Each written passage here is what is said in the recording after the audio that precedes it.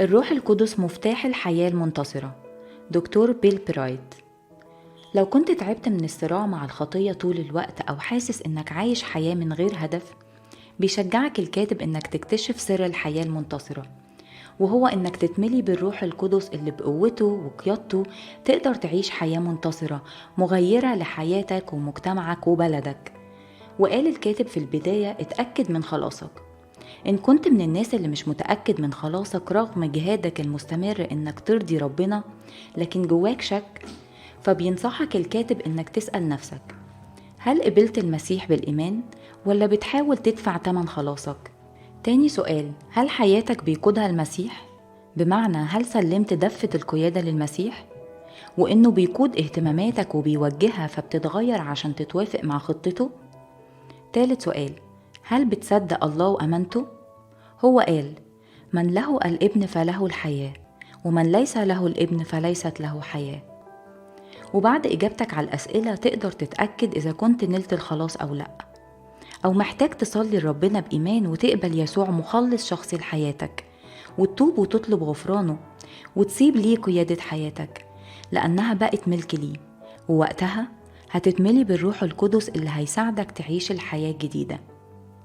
وقال الكاتب: هل معنى تسليم الحياة للمسيح هي أني أبقى زي عروسة المارونيت اللي بيتحكم فيها ربنا بخيوطه؟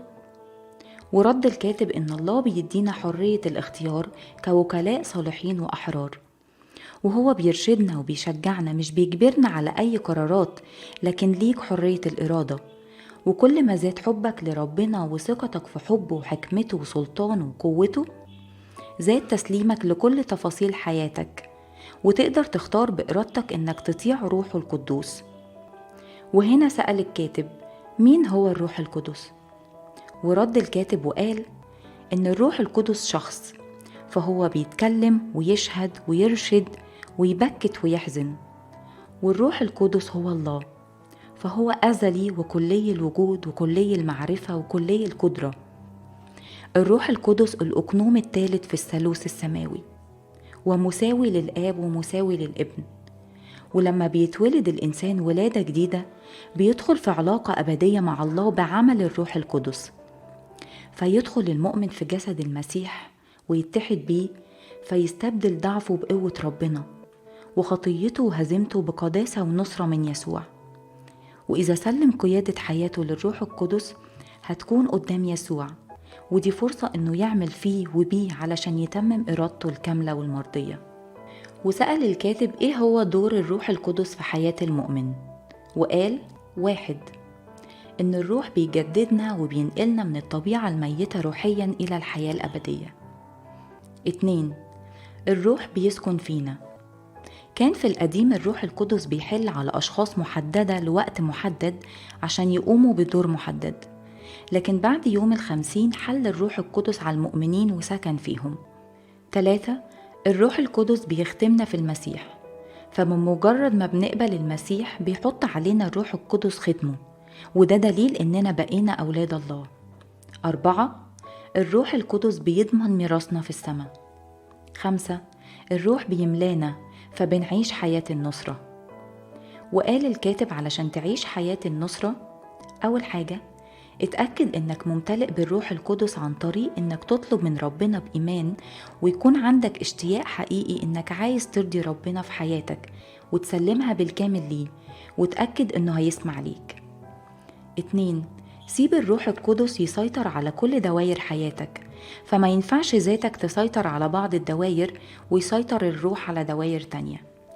3. اقرأ كلمة الله باستمرار، والروح هيساعدك تفهمها وتطبقها في حياتك. 4. لما يبكتك الروح القدس على خطية في حياتك، اعترف بيها لربنا واطلب غفران وتوب عنها. 5. خليك مستعد للصراع الروحي مع إبليس، لأن إبليس مهزوم ومش عايزك تعيش حياة النصرة. 6. عيش بالإيمان واستمد قوتك من قوة الروح القدس وحكمته وسلطانه ومحبته، وده معناه السلوك بالروح. 7. مارس التنفس الروحي باستمرار في خطوتين: الزفير بمعنى إنك تعترف بخطاياك والتوب، والشهيق بمعنى إنك تنال بإيمان الامتلاء بالروح القدس وتكون تحت قيادته لحظة بلحظة. وهنا سأل الكاتب إيه معوقات السلوك بالروح؟ يعني إيه الحاجات اللي ممكن تخلينا مش عارفين نعيش بقوة ونصرة الروح القدس؟ أول حاجة الكبرياء، فما يقدرش المؤمن المكتفي بذاته والأناني إنه يكون في علاقة مع الله. تاني حاجة الخوف من الناس، فكتير من المؤمنين بيخافوا يكونوا مختلفين، فبيعيشوا بنفس سلوك العالم ومبادئه، وبيخجلوا يشهدوا عن يسوع بحياتهم. تالت حاجة محبة العالم والمال وانشغالك بالذات واحتياجاتها.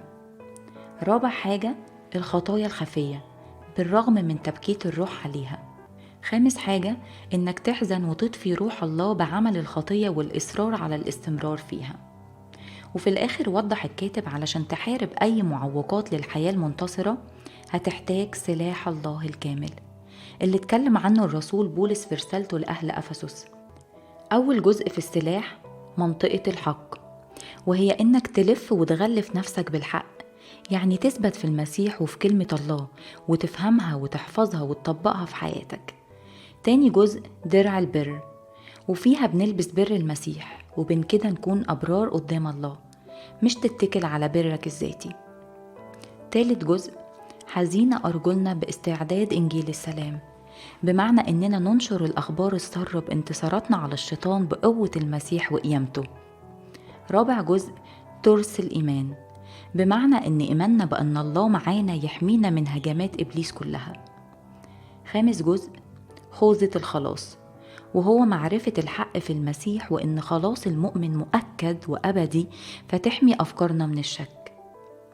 سادس جزء سيف الروح، اللي هو كلمة الله، السلاح الوحيد الهجومي للدفاع عنك وحمايتك.